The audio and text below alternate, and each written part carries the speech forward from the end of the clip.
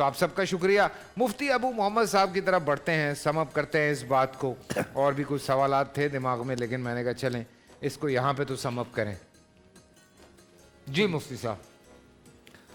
گفتگو ہوئی اور جسے میں نے تفصیل سے سنا, وقت کی کمی کے باعث اگرچہ حق ادا اس عنوان کا نہیں ہو سکا مگر پھر بھی سیر حاصل گفتگو ہوئی.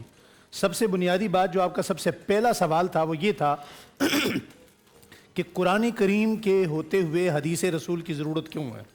اس سوال کا سب سے پہلا جواب یہ ہے کہ قرآن کریم ہمیں حدیث کے واسطے سے ملا ہے. سب سے پہلی جو وحی ہے اقرأ بسم ربک الذی خلق, یہ 5 آیت کریمہ یہ خود ایک حدیث ہے.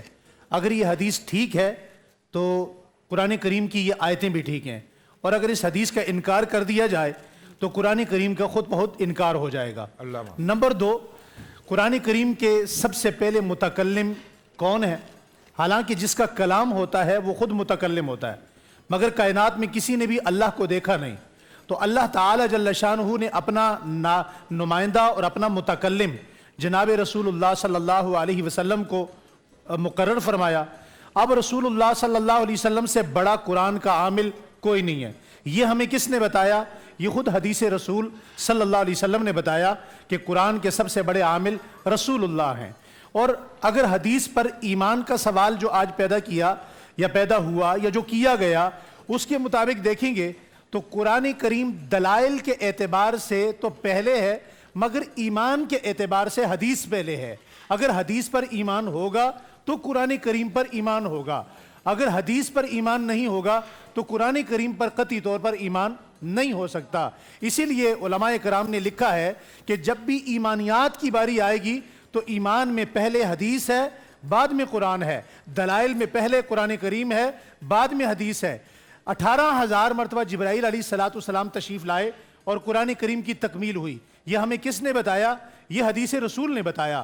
امام شافعی رحمت اللہ علیہ کا قول ہے القرآن احوج الی السنہ من السنۃ الی القرآن, کہ سنت قرآن کریم جو ہے وہ سنت کا محتاج ہے, سنت قرآن کریم کی محتاج نہیں ہے. ان احادیث کو سب سے پہلے نبی کریم صلی اللہ علیہ وسلم نے کس کو دیا؟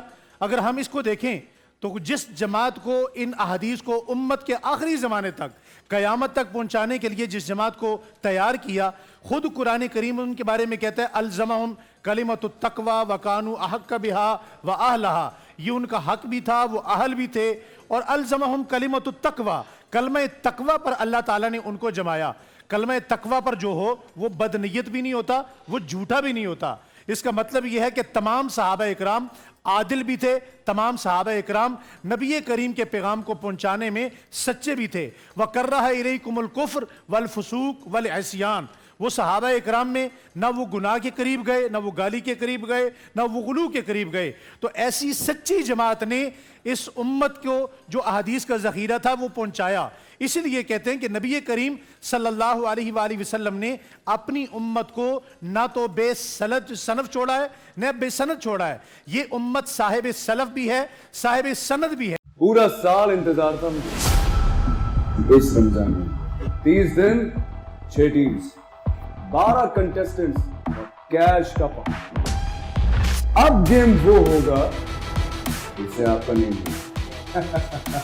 جس نے جو کرنا تھا کر لیا. لاکھوں عوام کو دینے کا ذمہ ان میں حصہ. شور گونجے گا ہر گلی نکڑ اور دکان. رمضان لیگ بنے گی آپ کی طرف, نعرہ لگے گا تو پارا چڑھے گا. گیم شو ایسے چلے گا رمضان لیگ روزانہ شام 7 بجے صرف بول انٹرٹینمنٹ پر. بول انٹرٹینمنٹ کے شوز دیکھنے کے لیے ہمارے چینل کو سبسکرائب کریں اور بیل آئیکن پر کلک کرنا نہ بھولیں.